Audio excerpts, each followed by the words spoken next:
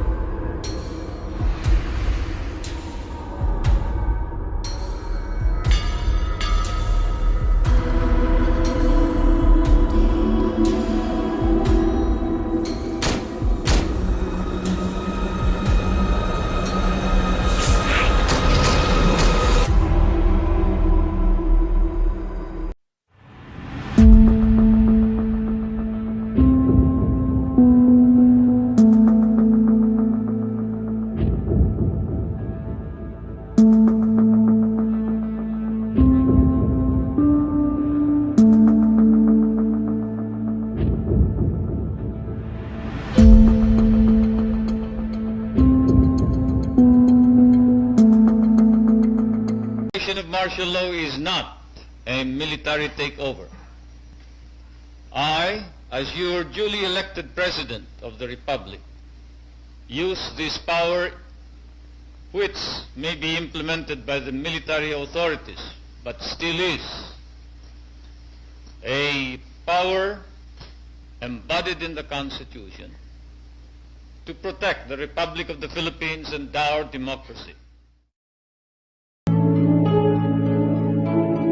Tinorture ako. Pinlansya yung aking talampakan. Pinahiga ako sa hangin. Ang ibig nun sabihin, yung batok at saka yung paa ay nasa magkabilang katre. Sa ganung posisyon, magtatanong sila, pag hindi nila nagustuhan ng sagot, susuntukin sa tiyan. Bagsak ako sa sahig. Halos matuklap na yung balat ng aking batok at paa. Pagkatapos, pinahubad nila ang aking pantalon at ang briefs. At pilit nilang pinasukan ng tingting ang aking ari. Nagtuloy-tuloy yung ganong klase ng torture. Hanggang isang araw, umihina ako ng dugo. May ginawa sila parang isang nasa ibabaw ng lamesa, nakalagay yung parang isang felt telephone. Tapos may naka-attach na wire na yung dulo uncoated. Tapos inilagay yung wire dito sa ano ko. Tapos paikot, dito rin sa kabila paikot. Tinatanong niya, sino yung mga kasama mo? Di sinabi ko yung mga opisyalis ng South Banton Organization. Sabi niya, hindi yan. Ang tinatanong ko, membro ka ba ng komunista? Sabi ko, hindi.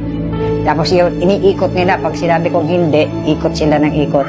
Yung current, yung kuryente, pumapasok sa katawan ko.